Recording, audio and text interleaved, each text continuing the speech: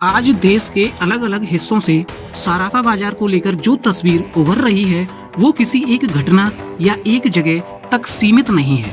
यह एक ऐसी खबर है जो जमीन से उठ रही है और पूरे सिस्टम की हालात बयान कर रही है। सोना और चांदी जो परंपरागत रूप से भरोसे और स्थिरता का प्रतीक माने जाते रहे हैं, आज उसी कारोबार में बेचैनी, डर और अनिश्चितता का माहौल साफ दिखने लगा है। पिछले कुछ समय से लगातार ऐसी खबरें सामने आ रही हैं जहां कारोबार से जुड़े लोग, कारीगर या कारोबारी माल लेने के बाद वापस नहीं लौटे।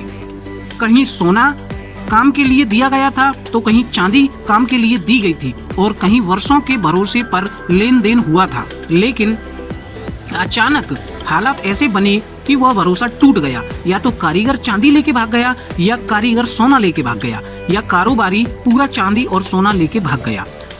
और जब भरोसा टूटता है तो सिर्फ एक लेन देन नहीं टूटता, पूरा बाजार हिल जाता है। सराफा बाजार की सबसे बड़ी ताकत हमेशा से यही रही है कि यहाँ ज्यादातर सौदे कागज से नहीं, रिश्तों से चलते हैं। सालों साल एक दूसरे को जानते हुए बिना ज्यादा औपचारिकता के काम होता रहा है, लेकिन जब सोना चांदी के दाम बहुत तेजी से ऊपर जाते हैं तब यही सिस्टम सबसे पहले दबाव में आता है।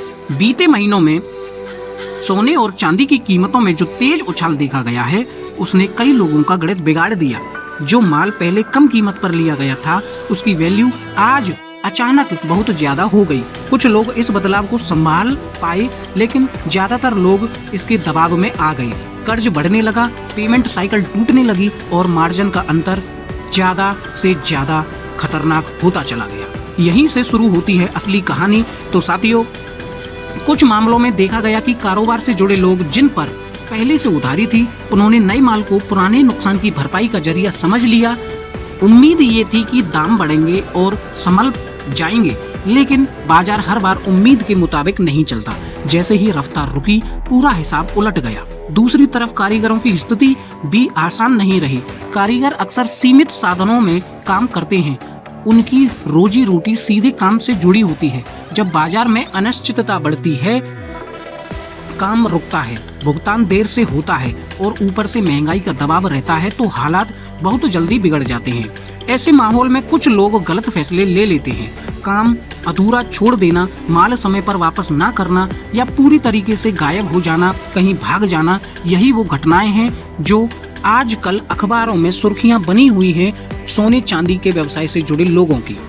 यह बात साफ करना जरूरी है कि यह किसी एक वर्ग या पूरे समुदाय की तस्वीर नहीं है।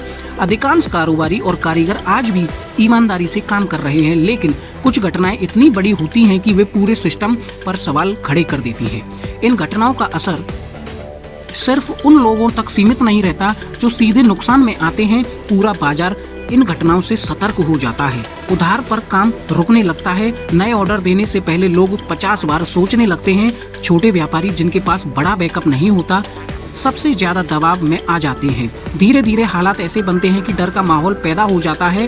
फोन कॉल्स का जवाब नहीं मिलता, भरोसे के रिश्ते शक में बदलने लगते हैं और यही वो मोड़ होता है जहां बाजार की रफ्तार थमने लगती है। अगर गहराई से देखा जाए तो यह सिर्फ चोरी या धोखाधड़ी की खबर नहीं है, यह एक आर्थिक चेतावनी है। यह बताती है कि जब बाजार बहुत तेजी से ऊपर जाता है और रिस्क मैनेजमेंट पीछे छूट जाता है, तब नतीजे कितने खतरनाक हो सकते हैं।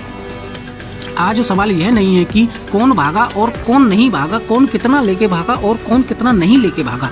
आज असल सवाल यह है कि ऐसे हालात क्यों बन रहे हैं जहां लोगों को भागने का रास्ता, खुदकुशी करने का रास्ता केवल दिखाई दे रहा है। क्या उधारी का सिस्टम जरूरत से ज्यादा फैल चुका है? क्या तेजी के समय सावधानी को नजरअंदाज किया जा रहा है? और क्या भरोसे के साथ साथ सुरक्षा की व्यवस्था कमजोर पड़ गई है? सराफा बाजार को आज मुनाफे से ज्यादा स्थिरता की जरूरत है। ऐसी स्थिरता जहां जोखिम समझकर उठाया जाए, जहां भरोसा बना रहे लेकिन आंखें बंद करके नहीं, और जहां तेजी को अवसर माना जाए लेकिन अंधा भरोसा नहीं। ये खबर किसी को डराने के लिए नहीं है, ये जमीन से उठती हुई वो सच्चाई है जो अगर समय रहते नहीं समझी गई तो नुकसान और बढ़ सकता है। सोना चांदी सिर्फ धातु नहीं है, यह पूरे एक इकोसिस्टम की रीढ़ है और जब रीढ़ को मजबूत रखने के लिए बाजार को संतुलन, पारदर्शिता और जिम्मेदारी तीनों की बेहद जरूरत पड़ती है। थैंक यू फॉर वॉचिंग सोना चांदी बाजार और इतना प्यार देने के लिए।